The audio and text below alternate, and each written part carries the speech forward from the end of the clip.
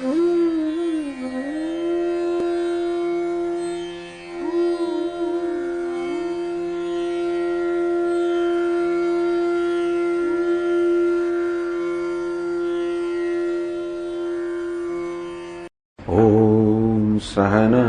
भवतु सहनौ भुनक्तु सह वीर्यं करवावहै तेजस्विनावधीतमस्तु मा विद्विषावहै।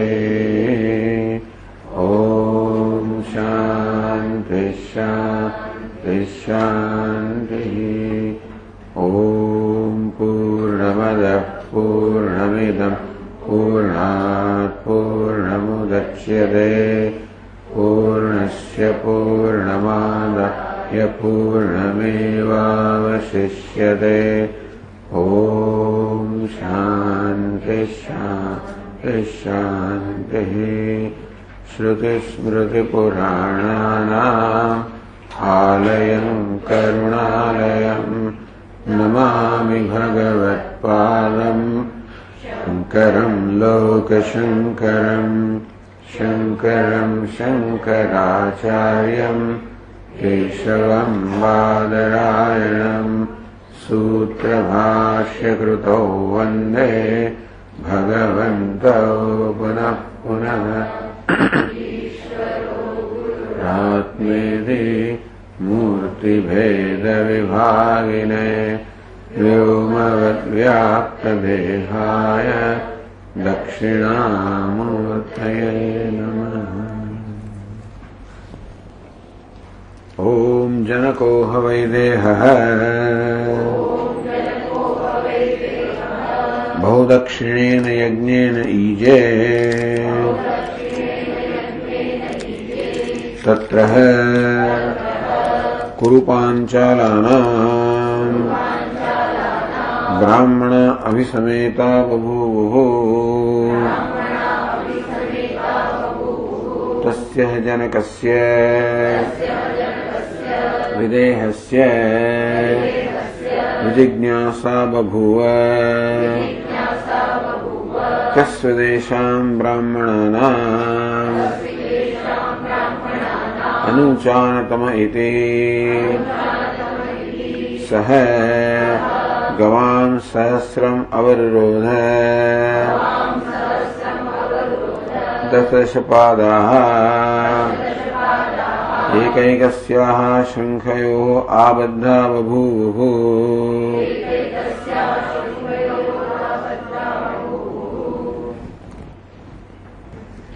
जनक वैदेह राजा એક વખતે જેમાં ખૂબ દક્ષિણા આપવાની હોય એવો યજ્ઞ કર્યો. તે કુરુ પાંચાળ દેશના ઘણા બધા બ્રાહ્મણો એકત્રિત થયા હતા. એ બધાને જોઈને જનક રાજાના મનમાં જિજ્ઞાસા જન્મી કે આ બધામાં બ્રહ્મનિષ્ઠ સૌથી બ્રહ્મનિષ્ઠ કોણ છે?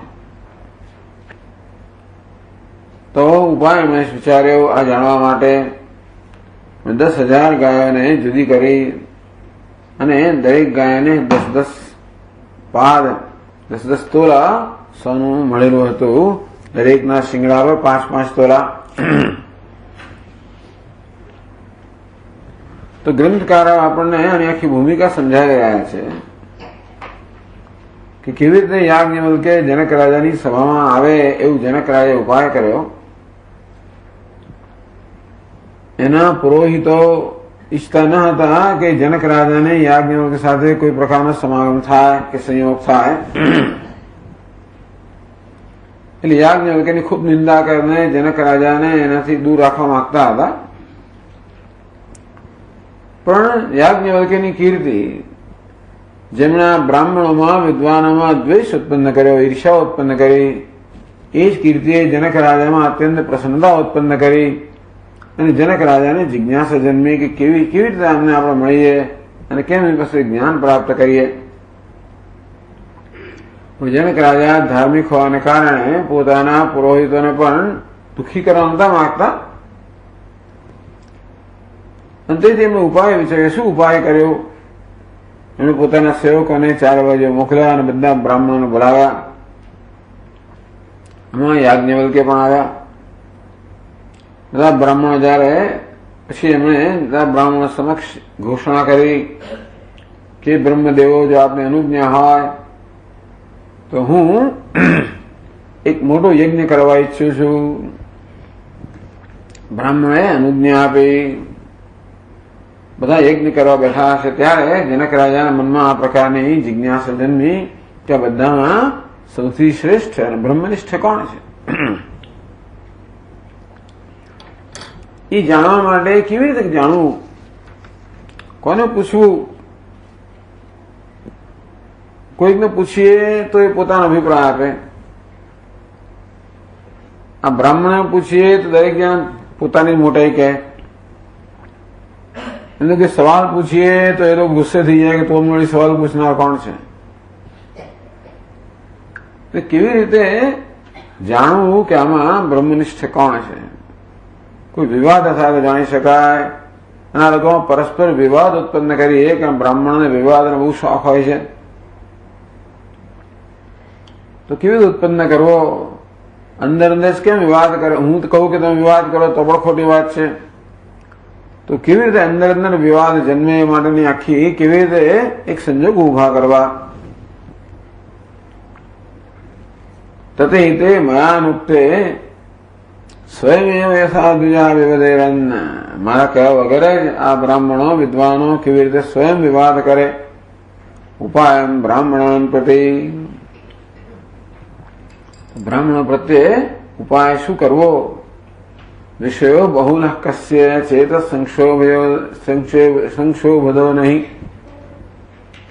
કે ધન વસ્તુ એવી છે ને કે બધામાં સંક્ષોભ ઉત્પન્ન કરે છે. હવે બ્રહ્મવિદામ ચિત્તમ ક્ષોભેત કિમ કુટુંબિના. અરે બ્રહ્મજ્ઞાનીઓમાં પણ આ ધન વસ્તુ એવી છે, એ ધનમાં પ્રતિષ્ઠા સત્તા બધું આવી જાય, પણ એ ધનની વાત થઈ રહી છે કે બ્રહ્મજ્ઞાનીઓને પણ જયારે એક ક્ષોભ ઉત્પન્ન કરે તો પછી બીજા લોકોની વાત શું કરવી? ક્ષોભ એટલે કામ, ક્રોધ, લોભ. દ્રવ્યેણ જાયતે કામ, ક્રોધો દ્રવ્યેણ જાયતે, દ્રવ્યેણ જાયતે લોભ, મોહ દ્રવ્યેણ જાયતે. કામ, ક્રોધ, લોભ, મોહ આ બધું દ્રવ્યથી જન્મે છે. આનામ જ સંક્ષોભ. મનમાં કામ, ક્રોધ, લોભ, મોહ જન્મો એનો કે મનમાં વિક્ષેપ થવો, મન વિક્ષુબ્ધ થઈ જવું. નિષ્કિંજન કેવી રીતે ધનમાંથી કામ, ક્રોધ, લોભ જન્મે છે બતાવવા માટે. જ્યાં ધન નથી એટલે ગરીબ માણસ કેમ કામ, ક્રોધ, લોભ જન્મતો નથી એ બધું પણ બતાવ્યું ગ્રંથકારે. 174 પાના પર 70 શ્લોકમાં કહ્યું, ઇતઃ પરમ દરિદ્રત્વ હેતુભૂતમ હિ પાતકમ. કારણ કે દરિદ્ર માણસ વિચારે છે, દરિદ્ર માણસ જે છે પાપ કરતા કેમ અસકાય છે? જો એ ધર્મ માણસ સમજાણતો એને શ્રદ્ધા હોય તો, કે જો ભૂતકાળના પાપને કારણે જ મને અત્યારે દરિદ્રતા પ્રાપ્ત થઈ છે, તો વળી પાછો પાપ શું કામ કરવું અને એ પ્રમાણે મારા માટે ભવિષ્યમાં દરિદ્રતા ઉત્પન્ન કરું?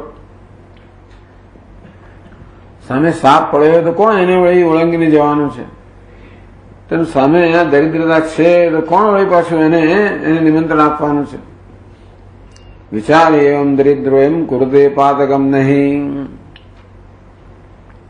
આ પ્રકારે વિચારને આ દરિદ્ર મનુષ્ય પાપ કરતો નથી.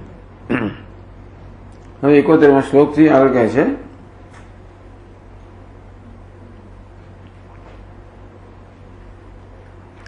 એવમ વિચારે દરિદ્ર પાપમ ન કુરુતે એવમ અહમ પુરાકૃતાનામ પાપાનામ ફલિમ દારિદ્ર્ય રૂપમ સમાપ્તવાન પ્રાપ્તોસ્મી.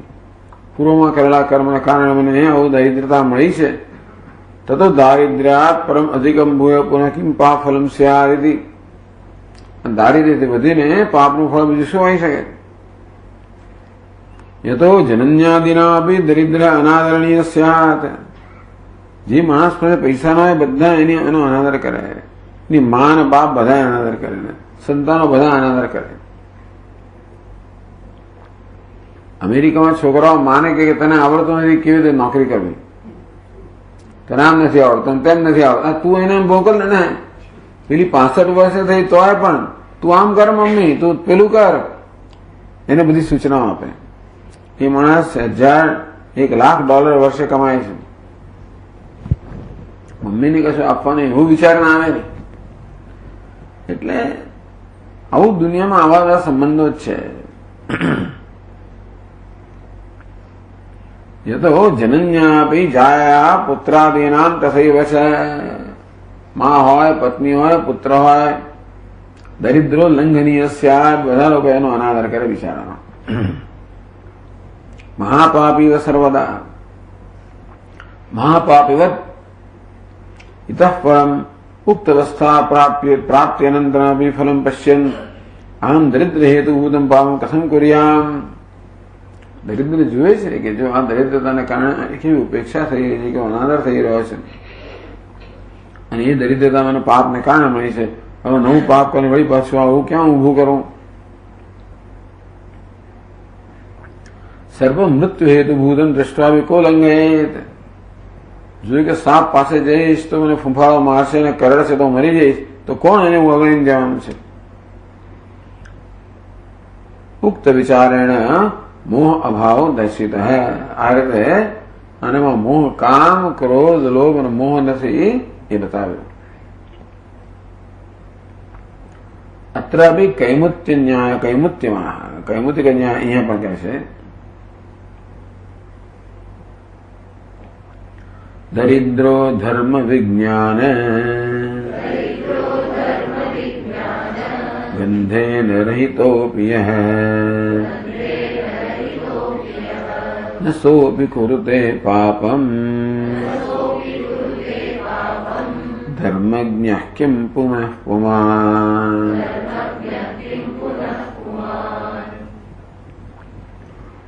ધર્મ વિજ્ઞાન ગંધેન રહિતો ભી દરિદ્ર. ગંધ લેશ, આ ધર્મના લેશથી પણ રહિત, જેનામાં ધર્મનો લેશ પણ નથી એવો દરિદ્ર પણ સો ભી કુરુતે પાપમ, એવું પાપ ના કરે. એ ધર્મ કરતો નથી પણ આટલું તો જાણે છે કે આ દરિદ્રતા પાપનું પરિણામ છે, મારે ફરી આવવું મારે ન જોઈએ. માટે ધર્મ વિહીન દરિદ્ર પણ જયારે પાપ ન કરતો હોય ત્યારે ધર્મજ્ઞ કિમ પુનઃ પુમાન. તો જે દરિદ્ર ધર્મને જાણનારો છે એ પાપ ન કરે, એમાં તો કહેવાનું શું હતું? પાપમ હિંસાદિ રૂપમ, એ હિંસારૂપ પાપ નથી કરતો. ક્રોધનો અભાવ બતાવ્યો. લોભ અભાવ આપી દરિદ્ર દર્શાયતી, દરિદ્રમાં લોભ નથી બતાવે છે 72મા શ્લોકમાં. પરદારાન પરદ્રવ્યમ ભીતસ્તસ્માન્ ન ચેચ્છતે ક્ષુધયા પીડિતશ્ચાયમ તુષ્યત્યલ્પેન સર્વદા.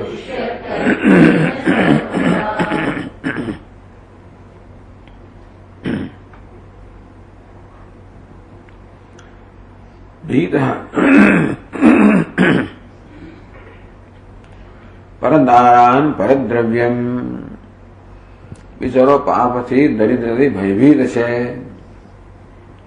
તેથી ન ઈચ્છતી. અન્યની પત્ની હોય, અન્યનું દ્રવ્ય હોય, આ પાપના ભયથી આ દરિદ્ર ઈચ્છતો નથી. ક્ષુધ પીડિતો બી, ક્ષુધાથી પીડાતો હોય તોય પણ આવું નથી કરતા. ક્ષુધયા પીડિતશ્ચાયમ, ક્ષુધાથી પીડિત હોય તોય પણ કોઈનું દ્રવ્ય લઈ લેતો નથી, કારણ જાણે છે કે આ પાપ કર્મ છે એને શું પરિણામ મને મળશે. તુષ્યતિ અલ્પેન સર્વદા, બિચારો જે કઈ જરા તરા મળી રહે એનાથી સંતોષ માને છે, કારણ કે એ પાપનું પરિણામ જાણે છે. ધનવાન માણસને પાપનું પરિણામ ખબર નથી. દરિદ્રતા જાણવી એક વસ્તુ છે ને દરિદ્રતા હોવી બીજી વસ્તુ છે. આવું આપણે જાણીએ કે દરિદ્રતા ખરાબ વસ્તુ છે, જુદી વાત છે. દરિદ્ર હોવું અને એનો અનુભવ કરવો હોય તો જુદી વાત છે. જાણવું કે આમાં આગળનો હાથ નાખે દાજી જવા જોઈએ, નાખ્યા પછી દાજ્યા પછી હું થઈ જાય એ વાત જુદી છે. પછી કોઈ પાસે ના જાય. આવી રીતે એવમ ધન વ્યતિરેકે દોષાણામ વ્યતિરેકમ અભિધાય. સામાન્ય વાત કરવામાં આવી એવું નથી. એકે દરિદ્ર પાપ ન જ કરતો એવું નથી, એકે ધનિક હોય છે નિષ્પાપ ન હોય એવું પણ નથી, પણ આ સામાન્ય નિયમ બતાવે છે. એવમ ધન વ્યતિરેકે દોષાણામ વ્યતિરેકમ અભિધાય. ધન જયારે ન હોય ત્યારે દોષ પણ નથી હોતા એ પ્રકારે ગ્રંથકારે બતાવેલ. તો ધન અન્વયે દોષ અન્વયમ દર્શતે. હવે ધન હોય તો દોષ પણ હોય છે એ કેવી રીતે એ બતાવે છે પછીના શ્લોકોમાં. આ ધન નામની વસ્તુ આવે એટલે ગ્રંથકાર પોતાનો સમય લે છે ને આપણને ધનના સ્વભાવ વિશે કહે છે. એ પ્રસંગોપાત. આમાં પુરાણકારને આવી જાતની છૂટ છે કે નિરાંત છે. પુરાણ કહ્યું એટલે પછી કોઈનો દોષ ન કાઢી શકે. એ ભાષ્યકાર કે એવું ના કરી શકે. એ તો આગળ આગળ વધે. જે વિષય હોય, જે તાત્પર્ય નિર્ણય કર્યો છે, તાત્પર્યને ધ્યાનમાં રાખીને જ એમણે બધું ભાષ્ય કરવાનું હોય. આ બધું કહેવું કે ઉપનિષદનું તાત્પર્ય નથી. ભાષ્યકારને આ પ્રકારની લક્ઝરી ના હોય. જ્યારે આ ગ્રંથકારને હોય, કારણ કે એ તો શોખથી કહે છે, નિરાશથી કહે છે. જેવી રીતે પુરાણકારો પણ કથા કહેતા કહેતા ઘણો બધો ઉપદેશ આપી દે. વાણીને પાણીનો દુરુપયોગ ના. હવે આમાં કોઈ ભાગવત સાથે કોઈ સંબંધ હોય કે ના પણ હોય, પણ આવો પ્રસંગો કાઢે એ લોકો. ટૂંકમાં જે કંઈ કહેવું હોય કહેવા માટેનો પ્રસંગ કાઢે. એકાદ કથા કહેતા હોય તો કોઈ રીતે કંઈક એવો જોડે અને પછી કે એ બરોબર છે, ત્યાં આગળ બરોબર છે, અહીં પણ એવું બરોબર છે. એટલે હવે પ્રસંગ કાઢ્યો, જોયો. આ ધન નામની વસ્તુ આવી, એક જ વસ્તુ કહેવી છે કે ધનથી ભલભલા લોકો આકર્ષાય છે. ધનની બધાને કિંમત હોય છે. એ ધન કામના જન્માવે છે, અમારી ક્રોધ જન્માવે છે. એ થવાનું છે માટે એની ભૂમિકા અત્યારે આપે છે આપણને. આમ ધન ના હોય તો દોષ નથી હોતા, તો ધન હોય તો દોષ હોય એ બતાવે છે સમર્થ 73મા શ્લોકમાં. સમર્થ શ્રીમદાંધોયમ રાજાનામ દેવતામ ગુરુમ અવજાનાતિ સહસા સ્વાત્મનો બલમાશ્રિતઃ.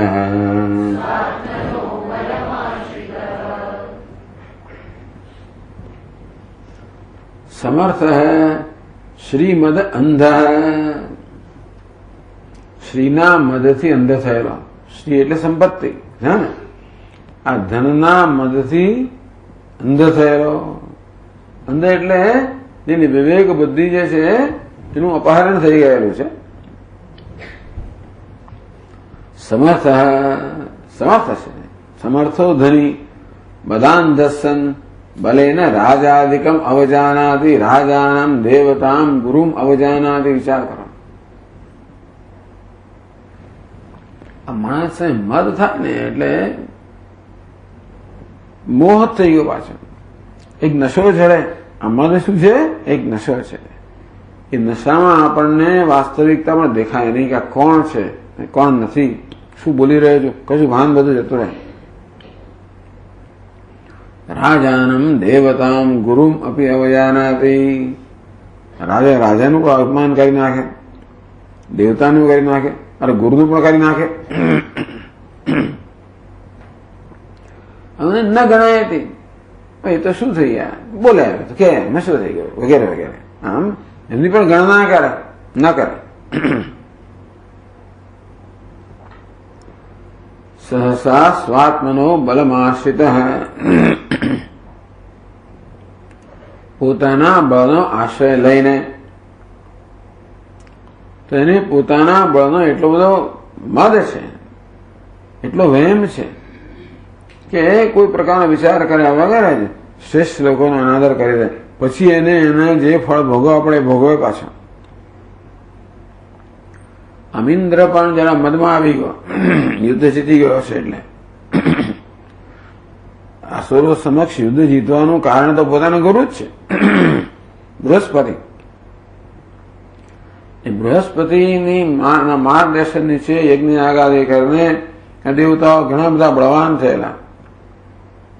તો એ કોઈ ઇન્દ્રિય સભામાં બૃહસ્પતિ પ્રવેશ કરો, ઇન્દ્ર ઉભો પણ ના થયો. બનેલું છે. ગુરુનો નાદ, ગુરુનો એકદમ ગુસ્સો આવ્યો, ત્યારે અદૃશ્ય થઈ ગયા. વળી પાછા દેવતાઓ મુશ્કેલીમાં આવી ગયા. કોઈ એમનો માર્ગદર્શક પુરોહિત રહ્યો નહીં. પહેલા આગળ હિત જોઈને નામ પુરોહિત. એટલે આવું બધું બનેલું છે. નારદ મુનિએ વિષ્ણુ ભગવાનને શાપ આપી દીધો. વિષ્ણુ ભગવાન દેખાતા એ વિષ્ણુ ભગવાનને શાપ આપી દે.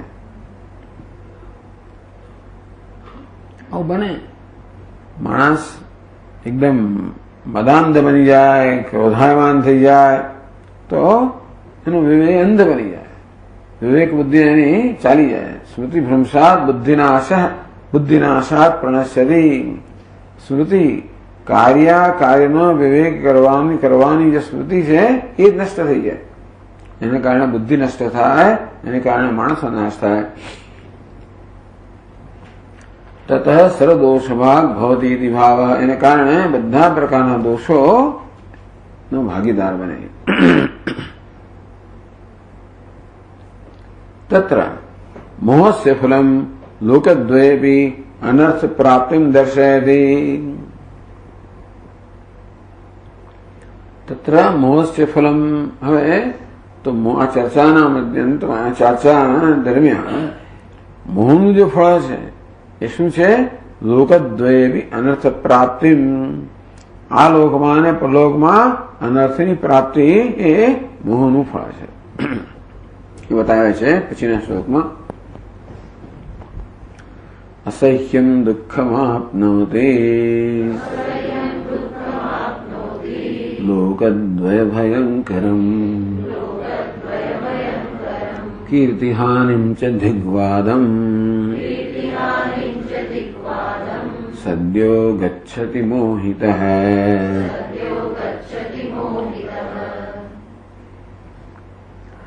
અસહ્યમ દુઃખમાપ્નોતિ. અસહ્ય દુઃખને પ્રાપ્ત કરે. ક્યાં? લોકદ્વયમ. આ લોકમાં અને પરલોકમાં પણ નરકમાં જવું પડે. આ બધા શાપ આપી દે. રાજા હોય, દેવ હોય. રાજા અહીંયા સજા કરે, દેવતા અને ગુરુને શાપ આપી દે, નરકમાં જવું પડે. લોકદ્વય ભયંકરમ. આ બંને લોકની અંદર અત્યંત ભય કરનાર દુઃખ છે એ અસહ્ય દુઃખ પ્રાપ્ત કરે.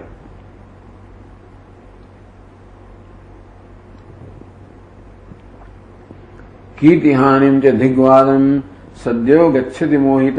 મોહિત એટલે અવિવેકી મનુષ્ય, એટલે અયોગ્ય કામ કરનારો. એને કારણે દિગ્વાદમ, બધા એનો ધિક્કાર કરે કે આવું વર્તન કર્યું, આણે પોતાના ગુરુ સાથે આવું વર્તન કર્યું, ભગવાન સાથે આવું વર્તન કર્યું, રાજા સાથે આવું વર્તન કર્યું. કીર્તિહાનિમ. જે એની કીર્તિ હોય એ કીર્તિ ચાલી જાય.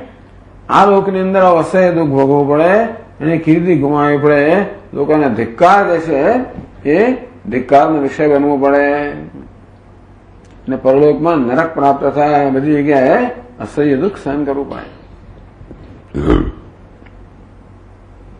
પરદારિકાદેશુ પ્રસિદ્ધમ ઈદૃશમ દુઃખમિતિ. આ પરદારાની અંદર જે આસક્તિ રાખતો હોય, પરદારા ગમન કરતો હોય, એ લોકોમાં આ પ્રકારનું દુઃખ પ્રસિદ્ધ છે. આ લોકમાં પણ ધિક્કાર પ્રાપ્ત થાય, કીર્તિહાનિ થાય, અને પરલોકની અંદર પણ અસહ્ય દુઃખ સહન કરવું પડે. મોહમ સમર્થ લોભમ સ્ફુટયતિ. સમર્થમાં જે લોભ છે એ સ્પષ્ટ કરે છે. लोभश्चास्मिन् समर्थे स्यात् सदृशो जातवेदसा यावद्यावदवाप्नोति ततो भूयस्य इच्छति।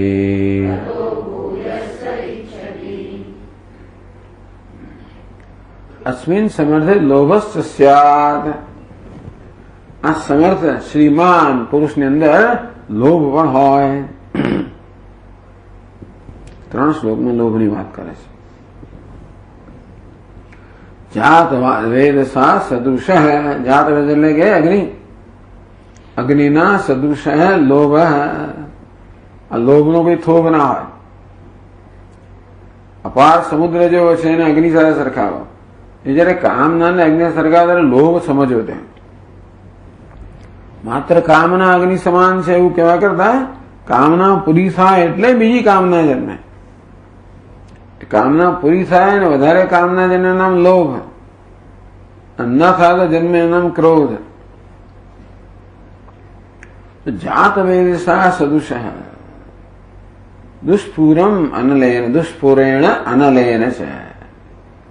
ત્યાં કામને કે ક્રોધને સરખાવ્યો અગ્નિ સાથે દુષ્પૂરેણ, જેની પૂર્તિ કરવી, જેને સંતુષ્ટ કરવો અશક્ય છે। કારણ કે અગ્નિમાં જેમ જેમ આપણે લાકડા હોમતા જઈએ તેમ અગ્નિ વધારે વધારે બાળતો જાય, વધારે વધારે ઈચ્છતો જાય, એની શાખાઓ વધારે વધુ માગતી જાય। તેમાં લોભ પણ એવી જ વસ્તુ છે અને કોઈ લોભથી મુક્ત નથી કમનસીબે। એટલે આ બધી વસ્તુ રહેલી હોય માણસમાં, દૈવી સંપત્તિ પણ રહેલી છે કે આસરી સંપત્તિ પણ રહેલી છે। તો જેવા સંજોગો ઉભા થાય એ પ્રકારની સંપત્તિ છે એનું આવાહન થાય। એટલા માટે સત્સંગત્વ નિસંગત્વ, આપણે સારો સંગ એટલા માટે શોધીએ કે આપણામાં સારી વૃત્તિઓનું આવાહન થાય। જો ખરાબ સંગમાં પડીએ તો આપણામાં ખરાબ વૃત્તિનું આવાહન પણ થવાનું જ છે।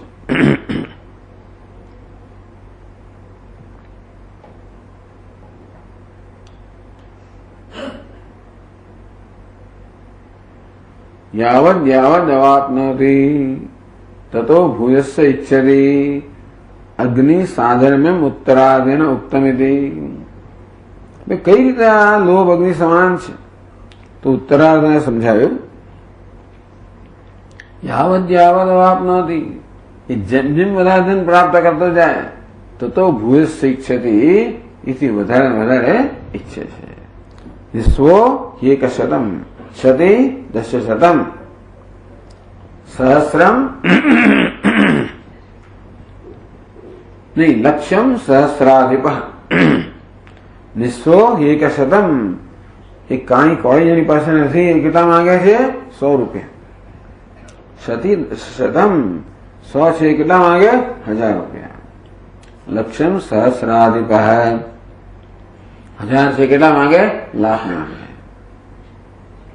લક્ષેશ પુનઃ ઇન્દ્ર નહીં,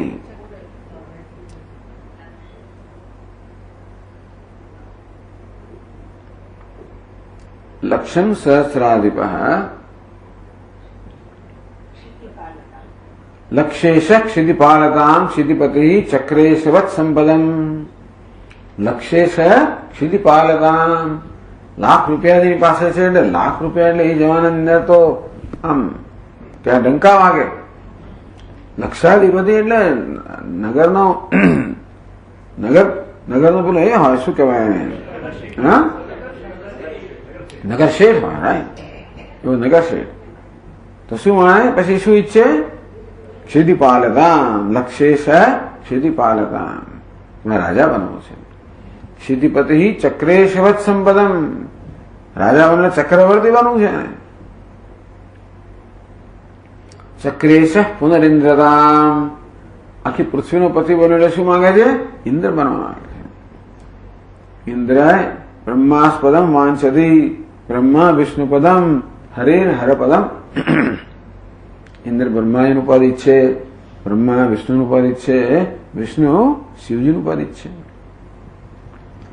તૃષ્ણાવધિમ કો ગતઃ, તૃષ્ણા કહો, લોભ કહો, એની અવધિને કોને પ્રાપ્ત કરી? કોઈ પ્રાપ્ત ના કરી શકે। यावद यावद अवाप्नोति ततो भूयस्स इच्छति। જેમ જેમ પ્રાપ્ત કરતો જાય તેમ તેમ વધુ ને વધુ ઈચ્છતો જાય। ઉત્તરોત્તર ઈચ્છા ઉદાહરતી। ઉત્તરોત્તર ઈચ્છા કેવી છે? આપણે દ્રષ્ટાંત આપ્યું એવું જ અહીંયા આગળ કહે છે। અહીંયા પૃથ્વીમ ધનપૂર્ણામ છે ઇમામ સાગર મેખલામ प्राप्नोति पुनरप्येषः स्वर्गमिच्छति नित्यशः। पृथ्वीं धनपूर्णां चेत् इमां सागरमेखलां प्राप्नोति। सागरથી ઘેરાયેલી આ સમગ્ર પૃથ્વી, ધનથી પૂર્ણ સમગ્ર પૃથ્વી જે સાગરથી ઘેરાયેલી છે એ જો પ્રાપ્ત કરે, પુનરપી એષ સ્વર્ગમિચ્છતિ નિત્યશ, તો હંમેશા શું ઈચ્છે? સ્વર્ગની ઈચ્છા કરે।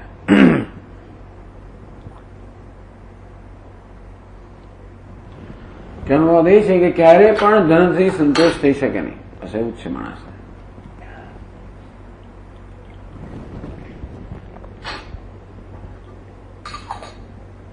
આ ધનનું બીજ ગણિત બહુ વિલક્ષણ છે। જેમ આવતું જાય સંતોષ વધતો જાય। વિચાર કરો, કોઈ દિવસ ધન માણસે સંતોષ કદાચ ક્ષણિક સંતોષ આપે, આપણને આવે પગાર આપણો વધે 20,000 30,000 થાય, બસ બહુ મજા આવે 6 મહિના, ધીમે ધીમે ટેવાઈ જાય। પછી ચાલો હવે 30,000 તો 35,000 કેમ થાય, 40,000 કેમ થાય, 45 કેમ થાય વગેરે, મન એની પછી ગણતરી કર્યા જ કરે। જેમ વધારે મળતો એની ઈર્ષા કરે, ઓછું મળતો એની સામે ઘમંડ કરે વગેરે વગેરે। લોભ મોહયોઃ સમુચ્ચિતયોઃ કાર્યમ સમર્થે દર્શયતિ। આ સમર્થ પુરુષ જે છે એમાં લોભ અને મોહ બંને ભેગા થઈને કેવું કાર્ય કરતું હોય છે એ બતાવે છે સમર્થયતિ। સમર્થ સ્વાત્મલોભેન પરદારધનાદિકમ હૃત્વા ચોપહસત્યન્યાન સર્વશોચ્યો નરાધમઃ।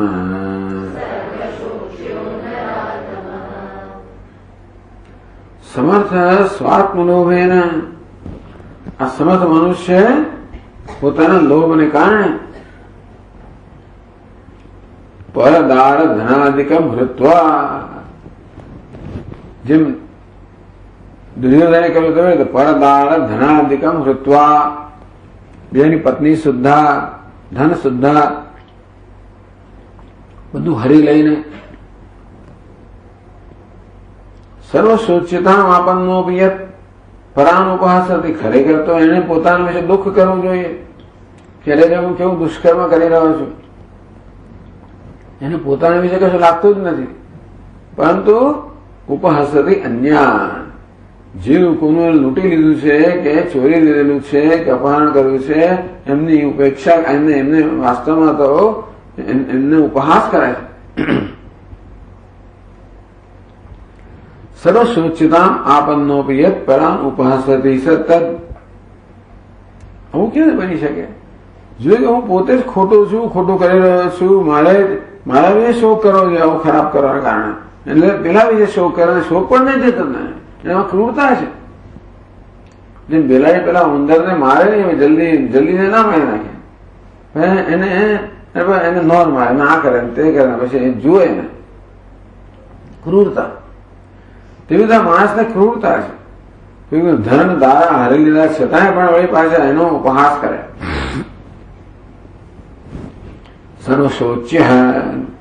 સર્વશોચ્યતામ આપન્નોપી, ખરેખર આખી દુનિયાને એ દયાને પાત્ર છે।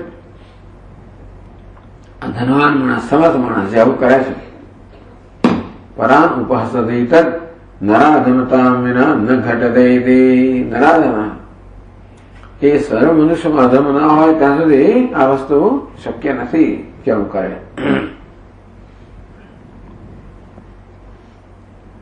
સમર્થસ્ય મોહમ અભિનયતિ, 2 શ્લોકની અંદર. સમર્થો મોહમાપન્નઃ ન જાનાતિ હિતાહિતમ સ્વાત્માનં દ્વેષ્ટિ ચૈવાયમ સ્વાત્મનો હિતકારિણમ.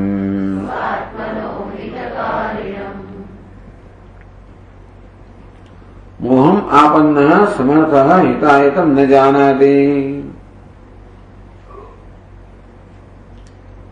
તો જે સમર્થ માણસને જેને મોહ એટલે અવિવેક આવી ગયો, હિતાહિતમ ન જાનાતિ, શું પોતાનું હિત શેમાં છે ને શેમાં નથી એ સમજતો નથી, જાણતો નથી, સમજતો નથી. સ્વાત્માનં દ્વેષ્ટિ ચૈવાયમ સ્વાત્મનો હિત કારણમ. પોતાનો હિત કરનારનો દ્વેષ કરે છે અને પોતાને છેવડે દ્વેષ કરે છે. એ કઈ રીતે? તો કહે છે સ્વાત્માન તથા સ્વાત્મન હિત કારણમ છે દ્વેષ્ટિ એવ સંબંધ. પોતાને ને પોતાનું હિત કરનારનો દ્વેષ કરે છે. સ્વાત્મ દ્વેષ, કોઈ પોતાનો દ્વેષ કરે તો કે હા કરે. સ્વાત્મ દ્વેષ મૂળસ્ય ભગવદ ગીતા સ્વયુક્ત. ભગવદ ગીતાની અંદર પણ માણસ કેવી રીતે પોતાનું હિત કરે છે બતાવ્યું છે. અનાત્મનસ્તુ શત્રુત્વે વર્તેતાત્મે શત્રુવત ઇતિ. આ પ્રકારના કર્મ કરીને આ મનુષ્ય પોતાના મનને પોતાનું વૈરી બનાવી દે છે. એ ખબર નથી પડતી હોય ને. દુષ્કર્મ કરવાને કારણે મન ધીમે ધીમે એ દુષ્કર્મના પ્રભાવમાં આવતું જાય. તો એ કામ ક્રોધના પ્રભાવમાં આવતું જાય, એ આપણા પ્રભાવમાંથી જતું જાય, આપણો કાબુ એના પર જતો રહે અને કામ ક્રોધનો કાબુ એના પર આવે. એમ કરીને આપણું દુશ્મન બની જાય.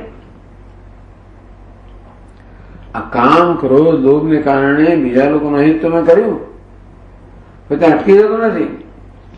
એવી વસ્તુઓનો આનંદ લેવા ટેવાયેલો મને એવી વસ્તુનો આનંદ વધારે ઈચ્છે. માણસ આનંદ મળે વધારે ઈચ્છે. કોઈને પીડવાથી, કોઈને દમવાથી વગેરેથી આનંદ આવતો હોય તો માણસ વધારે એવું જ કરે. ઘણા પોલીસોને એવું અંદર ચડ પડતી હોય છે, આજે કોઈને મારીએ, લાઠી લઈને જાય, રેલવે સ્ટેશને જાય, કોઈને પકડે, અહીં જાય ને કોઈને પકડે ને ફટકારે. એવી ચડ એવું થાય છે ખરેખર. લાઠી તમારા હાથમાં એટલે એવી ચડવું પડે. ખાવાનું સારા પડ્યો તો ખાવાની ઈચ્છા છે ને, એવી રીતે છે. એટલે આ લોકો પણ એક વાર આપણને આવો ચસ્કો પડ્યો, બીજાને દુઃખી કરીને સુખી થવાનો, એ પ્રકારનું સુખ ઈચ્છે. બીજાને સુખી કરીને સુખ મેળવવાનો ચસ્કો જેને પડ્યો છે એ તો એવું જ કરવાનો. બીજાની સેવા કર્યા જ કરવાનો. બીજાની ઉપેક્ષા કરીને સુખ મેળવવાનો ચસ્કો જેને પડ્યો છે એ વિશ્વનું સુખ ભોગ્યા કરવાનો, બીજાની ચિંતા કર્યા વગર. એવું સુખ પણ જે ભોગવી શકતો નથી એ બીજાને દુઃખી કરીને સુખ ભોગવે છે, એવું કર્યા કરવાનું.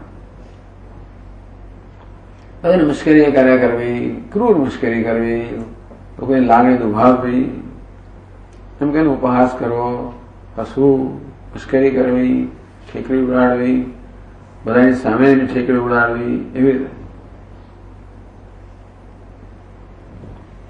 અનાત્મસ્તુ શત્રુત્વે વર્તેતાત્મૈવ શત્રુવત.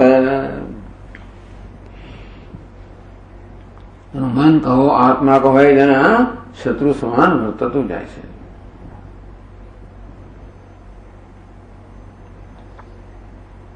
કોઈ હિતકારીનો દ્વેષ કરે તો કે હિતકારી શું દ્વેષમ અભિનય.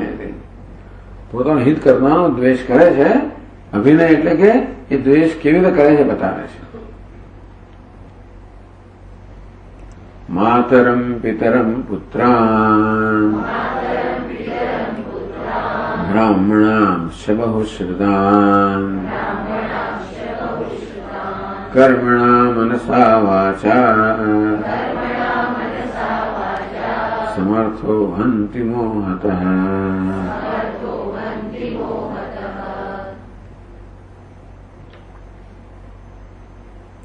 આ બધા હિતકારી છે. માતર માતા પિતા પુત્ર બ્રાહ્મણ વિદ્વાન બ્રાહ્મણ બહુ સુતાન બ્રાહ્મણ બહુ વિદ્વાન બ્રાહ્મણ. ખૂબ શ્રવણ કર્યું હોય એટલે ખૂબ અધ્યયન કર્યું છે, ખૂબ અભ્યાસ કર્યો છે, ખૂબ વિદ્વત્તા પ્રાપ્ત કરી જેવા બ્રાહ્મણ. કર્મણા મનસા વાચા મોહતઃ સમર્થ હંતિ. મોહથી અવિવેકથી પ્રેરેલા સમર્થ મનુષ્ય મનથી વાણીથી કર્મથી આ બધાને ઈજા પહોંચાડે છે.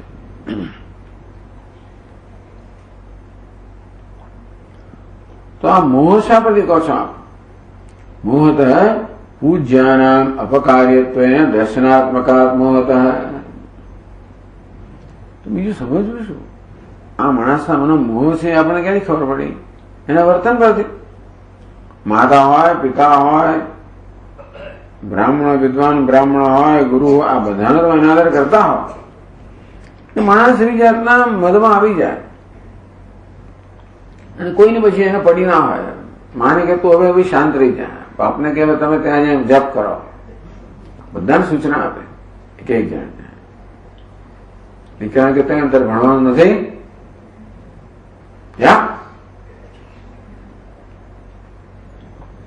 કોઈ એમની વિષાદ જ ના આવે ને મનમાં. પોતાના વિશે એવો ભયમાં આવી ગયો હોય બધો કે કોઈને વિષાદ રહે છે નહીં. બધા તોછડાય મારું વર્તન. એટલે માણસની પાસે જયારે મદ આવી જાય, ધનનો મદ આવે, કીર્તિનો પ્રતિષ્ઠાનો વિદ્યાનો ગમે તેનો મદ આવી શકે તો માણસ પછી આ પ્રકારે વર્તે. એટલે માં બિચારી ભણીને ના હોય, બાપમાં એટલી વિદ્વત્તા ના હોય, દીકરો એટલો હોશિયાર ના પણ હોય, બધો ઉપહાસને પાત્ર નથી. એ તો આપણા બધા હિદેશીઓ છે. છતાં એવું જોવા કર્યા વગર એ જ પ્રકારનું વર્તન એમની સાથે કરે જેવું વર્તન બીજા સાથે કરતો હોય. તરત ના કરે, પહેલા બીજા સાથે વર્તન કરે. ધીમે ધીમે ધીમે પછી આ મા બાપ પ્રત્યે બધા પ્રત્યે આવતું જાય. પછી માણસમાં કોઈ પ્રકારની મર્યાદા ના રહે. મર્યાદાનો એકવાર ભંગ થયો પછી એનું કઈ અંત જ નથી. ટીકા કરે મોહત પૂજ્યાનામ અપકાર્યત્વેન દર્શનાત્મકાત મોહાત. કે જે પૂજ્ય છે એમનો અપકાર કરવો એ રૂપમાં જ દેખાય છે એવો મોહ. એટલે માણસમાં મોહ છે ખબર કેમ પડે? અને વર્તનથી કે આ ક્રોધ છે, આ લોભ છે, આ મોહ છે. એટલે સ્વાત્મનો કારણા પોતાનું પણ હિત કરનારા પ્રત્યે જયારે દ્વેષ રાખતો હોય, એમની તોષાની વર્તતો હોય, એમની ઉપહાસ કરતો હોય તો સમજી શકીએ આપણે કે આ મોહને કારણે છે, અવિવેકને કારણે છે.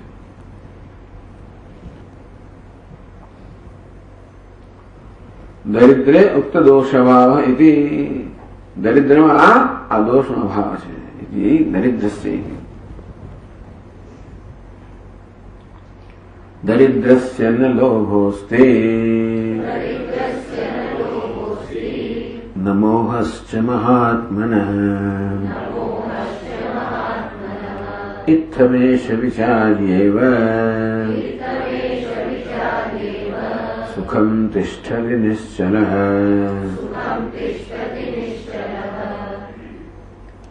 દરિદ્રસ્ય ન લોભોસ્તિ. દરિદ્રને લોભ નથી. ન મોહસ્ય મહાત્મન. એને મહાત્મા કહેવામાં આવે.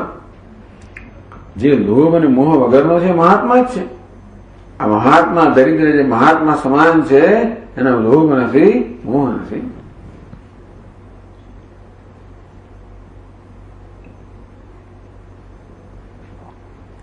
એષ ઇત્થમ વિચાર્ય એવ સુખમ તિષ્ઠતિ નિશ્ચલ. એષ દરિદ્ર ઇત્થમ ઉત્તર શ્લોક દ્વયોક્ત પ્રકારેણ વિચાર્ય નિશ્ચલ ઉદ્યમ કુર્વન સુખમ તિષ્ઠતે.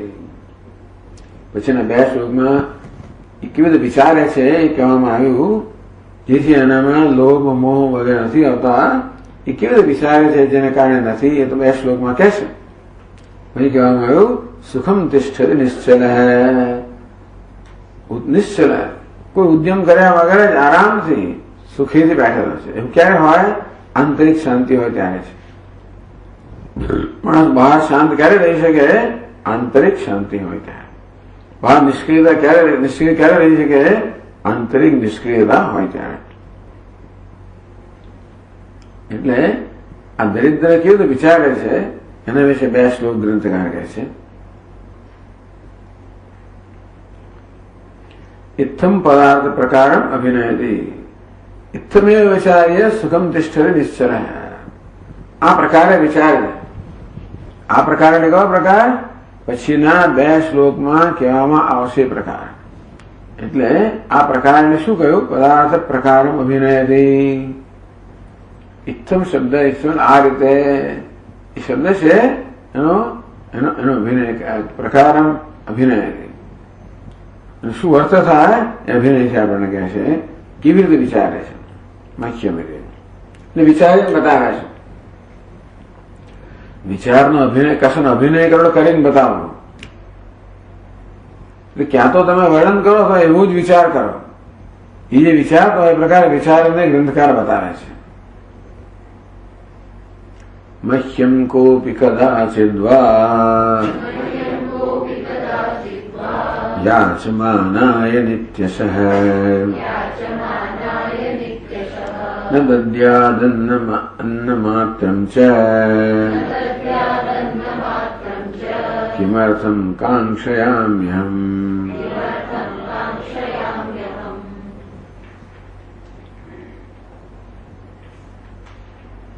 મહ્યમ યાચમાનાય નિત્યશ યાચમાનાય કોભી કદાચિદ્વા અન્નમાત્રમ ન દદ્યાત. હું જે યાચી રહ્યો છું, ભીખ માંગી રહ્યો છું, કોઈ અન્ન સુદ્ધા પણ ના આપે તો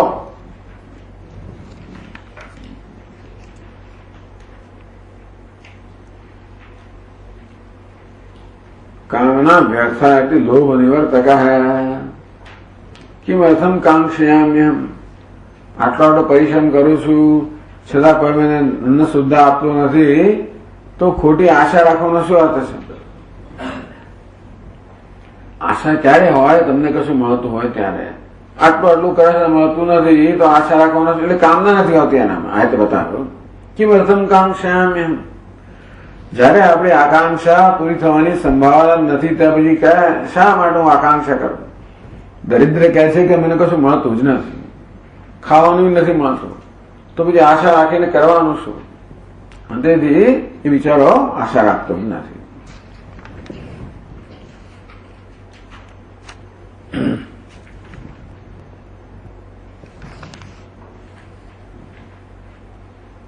अतः कामना व्यर्थायति विचारो लोभ निवर्तक है.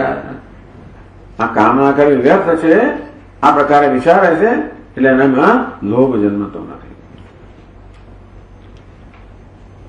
મોહ નિવર્તકમ કેવું વિચારે એટલે મોહ જન્મતો નથી એની વાત કરે છે. યમ માતા પિતા ચાથ બાંધવો હિતકૃત તથા એતે મહ્યમ વદેયુર્યત કરણીયમ મયા હિતત. યમ માતા અમારી માતા છે, આ પિતા છે, અથવા બાંધવ અમારા બંધુઓ છે, હિતકૃત તથા બધું મારું હિત કરવાના છે, જોઈ શકે છે. એના મનમાં પેલો મદ ન હોવાને કારણે અત્યારે જેવું છે તે જોઈ શકે છે.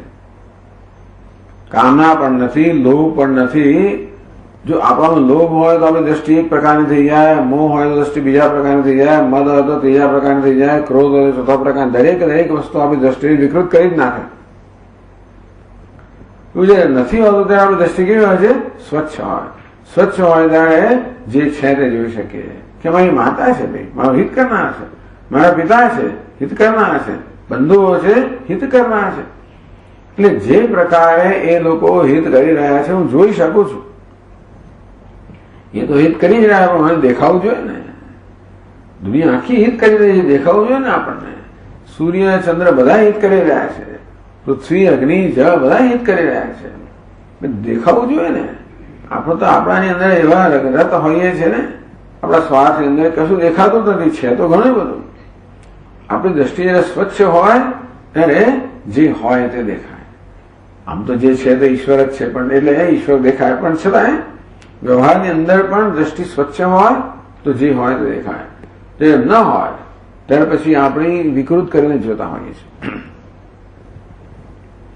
બાંધવો હિતકૃત તથા એતે મહ્યમ વદેયુઃ યત કરણીયમ મયા હિતત. ટૂંકમાં આ લોકો જે મને કહે છે એ પ્રકારે મારે કરવું જોઈએ એવું આ દરિદ્ર વિચારે છે. માત્ર પ્રભૃતિના આજ્ઞામયા અવશ્યમ અનુષ્ઠાય ઇત્યર્થ. માતા પિતા વગેરેના આજ્ઞાનું મારે અવશ્ય પાલન કરવું જોઈએ, કારણ કે મારા હિતેચ્છુઓ છે. એટલે કે મારું હિત જોનારા છે, સમજનારા છે, મારા કરતા વધારે ડાપણવાળા છે. અને જ્યાં મારી દ્રષ્ટિ ન પહોંચતી હોય તો એ લોકોની દ્રષ્ટિ પહોંચતી હોય. મને જેને સમજાવતો એમને સમજાતું હોય એટલે બીજા પ્રત્યે એને આદર પણ છે. બધું હોય છે આપણામાં, પણ આ મદ વસ્તુ બધી વસ્તુ કાઢી નાખે છે. માણસમાં મદ આવે ને એટલે બધી વસ્તુ નીકળી જાય. જુએ છે કે આ ખોટું તોય કરે, કોણ મને પૂછવાનું છે, મને પૂછનારું કોણ છે? એવું નથી હોતું ત્યારે આપણી દ્રષ્ટિ સ્વચ્છ હોય કે ભાઈ આ માતા પિતા બધાની આજ્ઞા મારે અવશ્ય અનુષ્ઠાન કરવું જોઈએ. ફલિતમાં એને કારણે શું ફલિત થાય છે? કહે છે તતો ધનેન સર્વેસ્યુઃ કામ ક્રોધાદયો ભુવિ અપિ બ્રહ્મવિદામ કિંતુ નરાણામ તુ બહિર્દૃશામ. તતો ધનેન સર્વેસ્યુઃ કામ ક્રોધાદયો ભુવિ. એને કારણે ધનથી જ આ કામ, ક્રોધ, લોભ, મોહ બધું આ ધનથી જ થાય છે. કેટલા બધા ધનના એમને ગેરલાભ બતાવ્યા. આપે બ્રહ્મવેદામ, અરે બ્રહ્મ જ્ઞાની હોય એને પણ આ બધું થાય છે. કિંતુ નરાણામ તો બહિર્દૃશામ, જયારે બહિર્મુખ જે મનુષ્ય બિચારા સામાન્ય મનુષ્ય છે એમને આ બધું થાય કહેવાનું શું હતું? જયારે બ્રહ્મ જ્ઞાની પણ થાય છે. એ પાદનોદમાં કહેવામાં આવ્યું. આ બ્રહ્મવિદની વાત કરીએ એટલે બ્રહ્મ વિજ્ઞાનને પણ આવું થાય તો બ્રહ્મ જ્ઞાનનો અર્થ શું રહ્યો? એટલે પાદ 1 કહે છે, પાદ 9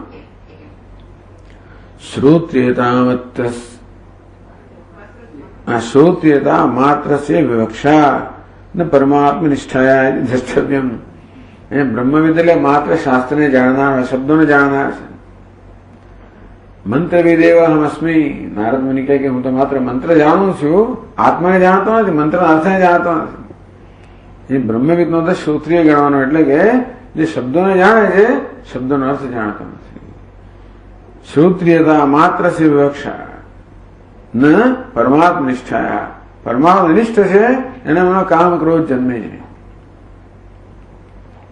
ભાઈ બધું આત્મ સ્વરૂપ થઈ ગયું. તેથી આપ્તકામ આત્મકામ.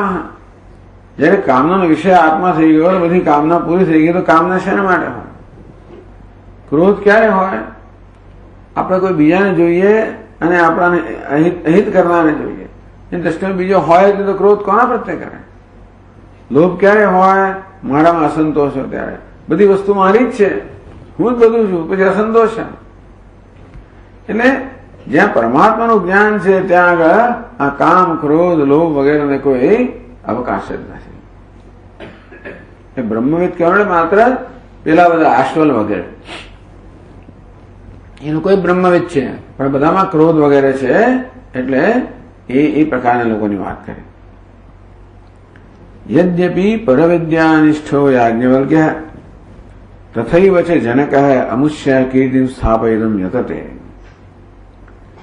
પર જનક રાજાની ઈચ્છા શું છે? યદ્યપિ પરવિદ્યાનિષ્ઠો યાજ્ઞવલ્ક્ય. આ યાજ્ઞવલ્ક્ય છે એ તો પરમાત્મામાં જ્ઞાનમાં નિષ્ઠ છે. તથૈવ ચ જનક. જનક રાજા ઈચ્છે છે કે એ યાજ્ઞવલ્ક્યની કીર્તિ એ પ્રકારે ફેલાય, જે પ્રકારે બ્રહ્મનિષ્ઠ છે એ પ્રકારની કીર્તિ યાજ્ઞવલ્ક્યની ફેલાય એવું જનક રાજા ઈચ્છે છે. આ બધું ઊભું કરવાનું કારણ એ પેલાનું બતાવવા માંગે છે યાજ્ઞવલ્ક્ય કોણ છે, તમે કોણ છો. અમુષ્ય કીર્તિમ સ્થાપયિતુમ યતતે વિદ્યુત ગુણાશ્ચ અક્રોધાદયવસ્ય વર્ણયંતે. અને વિદ્વાનના ગુણ જે અક્રોધ વગેરે છે એ પણ યાજ્ઞવલ્ક્યના વર્ણન કરવામાં આવશે. તથાપિ વિવાદાદિ પ્રવૃત્તિ અત્ર વિપ્રાણામ શાસ્ત્ર જ્ઞાન કુશલાનામ વિવક્ષ્યતે. અને છતાં પણ શાસ્ત્ર જ્ઞાન કુશલાનામ છતાં પણ આ વિવાદ તો યાજ્ઞવલ્ક્ય કરે છે. એટલે શાસ્ત્ર જ્ઞાનનો કુશળ જે હોય એ લોકો વિવાદાદિ પ્રવૃત્તિ એ કામ ક્રોધથી પ્રેરાય નહીં, પરંતુ બસ શાસ્ત્રમાં આમ તો આપણે એવી કલ્પના કરીએ કે શંકરાચાર્ય જયારે શાસ્ત્રાર્થ કરતા છે ત્યારે પેલાના ઉપર વિજય પ્રાપ્ત કરવા માટે નહીં, પરંતુ એને કેળવણી આપવા માટે, શિક્ષણ આપવા માટે. તેમાં મહાપુરુષો પણ શાસ્ત્રાર્થ કરે કોઈનો પરાજય કરવા માટે નહીં, કોઈનો તેજોવધ કરવા માટે નહીં, પરંતુ એને શિક્ષણ આપવા માટે, એને દ્રષ્ટિ આપવા માટે. યાજ્ઞવલ્ક્યસ્તુ બ્રહ્મ વિદ્યોત્કર્ષ પ્રકાશનાએવ ગોગ્રહિતા વાદે છે જેતા બભૂષતી.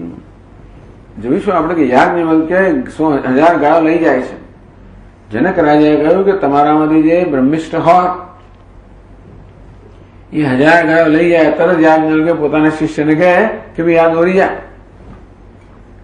તો એમણે કેમ ગોગ્રહિતા આ બધું વર્તન છે ને એ જરા મુશ્કેલી ઉભી કરે છે આપણા માટે. આ વર્તન સમજાવવું કેમ એ જરા મુશ્કેલી ઉભી કહે છે. યાજ્ઞવલ્ક્યસ્તુ બ્રહ્મ વિદ્યોત્કર્ષ પ્રકાશનાય એવ. માત્ર પોતે બ્રહ્મજ્ઞાની છે એનું પ્રકાશન કરવા માટે જ, પોતાનું નહીં, બ્રહ્મ વિદ્યાના ઉત્કર્ષનું પ્રકાશન કરવા માટે. કે બ્રહ્મ વિદ્યા બધી વિદ્યામાં ઉત્કૃષ્ટ છે, પોતાનામાં છે જુદી વાત છે, પણ બ્રહ્મ વિદ્યાની ઉત્કૃષ્ટતા પ્રકાશિત કરવા માટે. પોતાનામાં બ્રહ્મ વિદ્યા છે મારે પોતાની ઉત્કૃષ્ટતા આપોઆપ પ્રકાશિત થાય જુદી વાત છે, પણ આમાં યાજ્ઞવલ્ક્યનો ઈરાદો શું હતો? શું પોતાની ઉત્કૃષ્ટતા છે એને પ્રકાશિત કરે તો કે નહીં, બ્રહ્મ વિદ્યાની ઉત્કૃષ્ટતાને પ્રકાશિત કરવી. પ્રકાશનાએવ ગોગ્રહિતા વાદે છે જેતા બભૂષતી. એમણે ગાયો લીધી અને વાદમાં જીતવાની ઈચ્છા ધરાવતા હોય એનું કારણ પણ માત્ર બ્રહ્મ વિદ્યાનો ઉત્કર્ષ છે એનું પ્રકાશન કરવા માટે. મુનિ ઇત્યાદિ વિશેષણાની પ્રકરણે અસ્મિન અમુમ યતિમ ન દ્યોતયંતી. યાજ્ઞવલ્ક્ય માટે મુનિ શબ્દનો પ્રયોગ વારંવાર થાય છે. તો યાજ્ઞવલ્ક્ય સંન્યાસી નથી હજી, યતિમ ન દ્યોતયંતી. યાજ્ઞવલ્ક્ય હજી ગયા નથી ઘરેથી, પછીથી જવાનું છે, અત્યારે ગૃહસ્થ છે. કિંતુ મનનશીલમેવ ઇતિ ચ દ્રષ્ટવ્યમ. મનનશીલવાન મુનિ, તો મનન જેને કરવું જેનો સ્વભાવ છે એના મુનિ એ અર્થમાં જે મુનિ શબ્દ વપરાયો છે યતિ અર્થાત સંન્યાસીના અર્થમાં નહીં. એ પહેલી પાદમાં સમજાયું. અપે બ્રહ્મવિદામ, કિંતુ આ બ્રહ્મજ્ઞાની લોકો હોય છે એમનામાં પણ આ કામ ક્રોધ વગેરે ધન ઉત્પન્ન કરતું હોય તો બીજા બિચારા સામાન્ય માણસો કરે અમે કહેવાનું શું હતું? ઓમ પૂર્ણમદ પૂર્ણમિદમ પૂર્ણાત પૂર્ણમુદચ્યતે